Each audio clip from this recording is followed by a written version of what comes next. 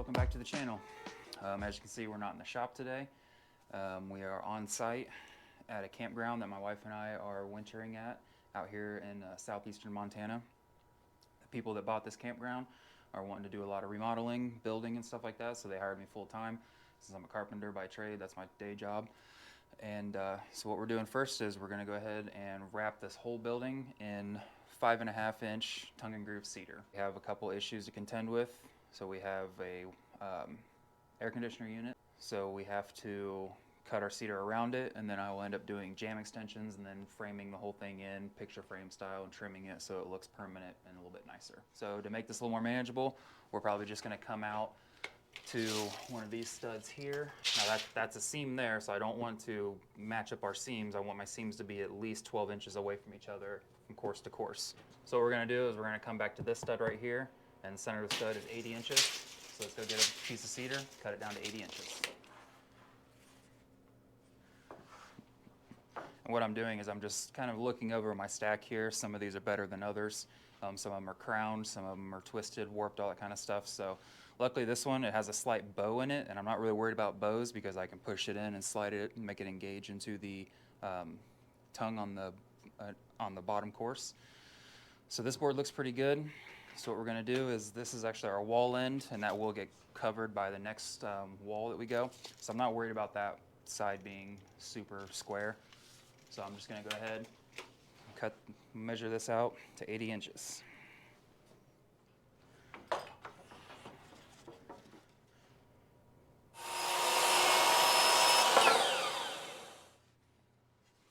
As you can see, we have a little notch to contend with here. So a couple different ways I could do this. I could go ahead and just measure from the wall to where my notch is going to start, to where my notch is going to end, and go from there. But what I like to do is just use what's called referential measuring. So basically just put your piece up there where it's going to be, and then you just make your actual marks on each side. Now we have to figure out the height of our notch. And so how this tongue and groove cedar works is there's a groove there and a tongue here. So that actually just sits down on there and it reaches this bevel. You can see I've marked out my bevel spot right here. So my measurement is not going to be from the top of the tongue to where my notch stops. It's actually going to be from that little bevel right there. So what I'll do is I'll set my tape on top of that bevel and come up, and I've got 2 9/16 there. I'm only at about 2 7/16. So what I'm going to do is I'm just going to come down to 2 3/8 and just make sure that we have plenty of room in here so I don't have to fight this. So we'll mark that at 2 3/8. What I'll do now is just grab my straight edge or level, whatever you have available, and line up my lines.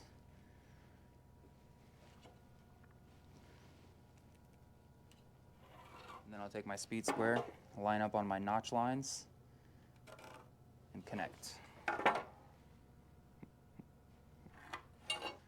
And I always go ahead and just mark out right there so I know that's what I need to cut out.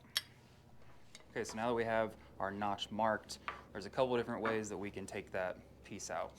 We can just go ahead and take a regular jigsaw, cut in, and then square it all up with a jigsaw or a chisel or something. But what I'm going to do is I'm going to do a hybrid of, I'm going to use a jigsaw to make our vertical cuts, stopping at our line, and then I'm going to do something called a plunge cut on the table saw. So let's get the jigsaw cut, and then I'll walk you through the plunge cut.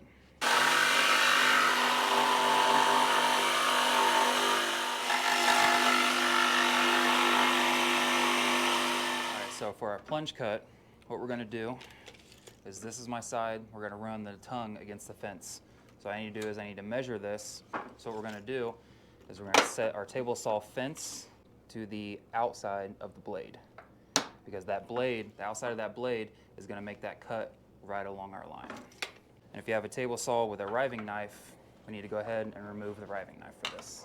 Okay, so what I've done is I went ahead and marked on my fence here where the actual blade is going to come out of the table, and that will tell me where to put my notch and where I can drop in, and it shouldn't go past that.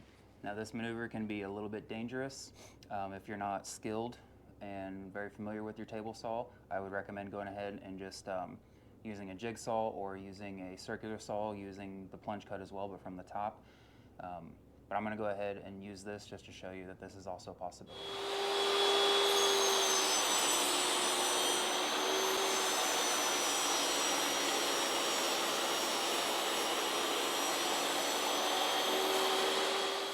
All right, we got our piece. Go ahead and slap her in, see how she looks.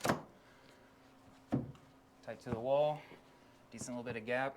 Like I said, this will all get trimmed in and it'll all disappear. So that's a good piece there.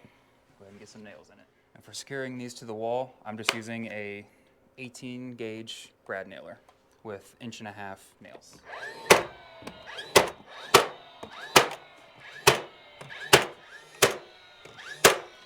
So you put the course in, you hit it with the nail on the bottom, and then you go ahead and nail off the top of the previous course at the same time. That way you always have that good bit of wiggle as you move up. Now we got that out of the way, we got a clear run here to go ahead and run a full piece.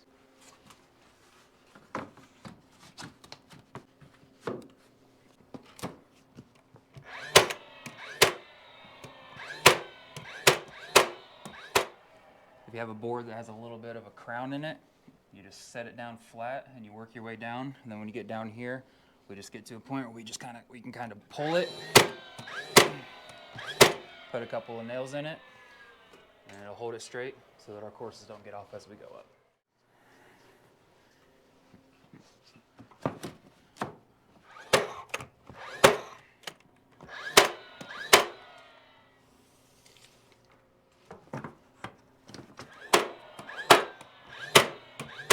Okay, so I've just been running a couple more courses of this Cedar, and I've run into a little thing that I just wanted to share. So with this board up, it's a Cedar, so you're gonna have to contend with some knot holes. Now there is wood paneling behind it, so it's not a super big deal. In this case, since there is an actual paneling back there, I just go ahead and just kind of mark out where that hole is, and then don't overthink it. A can of black spray paint. And I just hit that little area a little bit. Just take your piece, shove it up there, and now it's black behind there. And when you do black behind there, it kind of makes it disappear. Alrighty, we are at our top course is going to run over this air conditioner.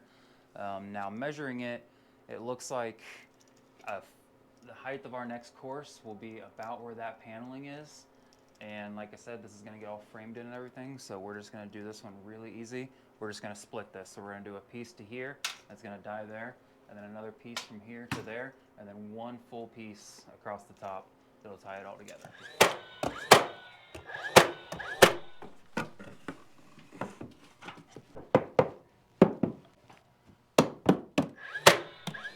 This building actually has a little slant to the ceiling that goes all the way out.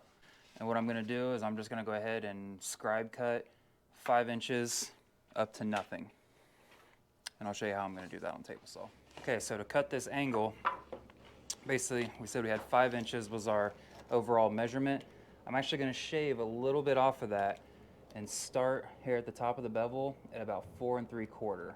And then I'll go ahead and grab my chalk box, or you can use a straight edge, a level, whatever you got handy. And what we're gonna do is we're just gonna line this thing up. I'm gonna pull it tight down here, almost to the top of the entire board. And then I'll put a little line on it. Again, freehand ripping on the table saw is something that I only suggest doing if you are comfortable and have a lot of experience and skill using a table saw.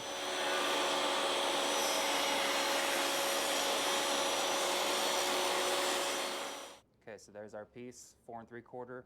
Up to almost 5 at this end, so let's go pop this in and see how she fits. All right, that fits pretty good. As you can see out here, we're back up to a full board length to start running our next course. So we'll nail that off and keep going. All right, we're down to our final course here, the one that runs all the way up at the top against the ceiling.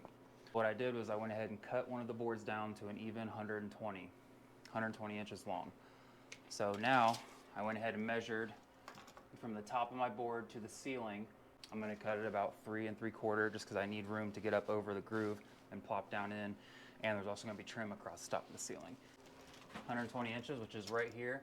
And that's it about like 1.5. So I'm gonna go 1.5 to 3 3/4. 1.5 inches. And we'll do our 3 3/4. And that will give me a good reference line to take it over to scribe cut it on the.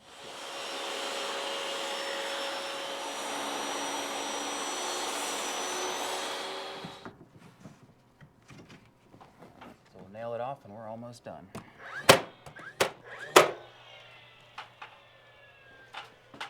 All right. Well, that is pretty much going to do it for this video. Cedar siding. It's pretty easy stuff. Very minimal tools. I mean, I have a table saw, but this can be done with anything I do with the table saw. It can be done with a jigsaw, it can be done with a circular saw, it can be done with a hand saw. Yes, I have an electric nail gun. You can just hand nail all of these things if you'd like. So this is very, very approachable.